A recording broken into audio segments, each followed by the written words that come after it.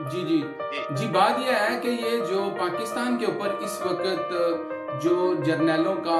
چھوٹا سا ایک ٹولہ جو قابض ہے اتنی بڑی 22 کروڑ 24 کروڑ کی آبادی کے اوپر، تو آپ دیکھیں کہ پاکستان میں جب یہ سلیکٹڈ حکومت کو لایا گیا تو جس کا ذکر عمران خان نیازی نے کیا بھی تھا کہ اگر مودی کی انڈیا میں اگر حکومت آ جاتی ہے تو یہ بہت ہی اچھا ہوگا۔ کچھ مہینوں کے بعد جب 2019 میں 5 اگست کے دن انڈیا نے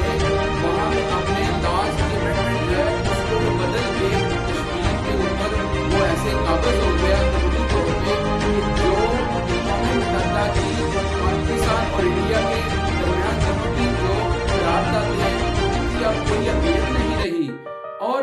یہ کیوں ایسے کرتے ہیں کہ پاکستان کی کیا ان کو سالمیت کا کوئی خیال نہیں، کیونکہ یہی فوج تو ہم نے اپنے ملک کی حفاظت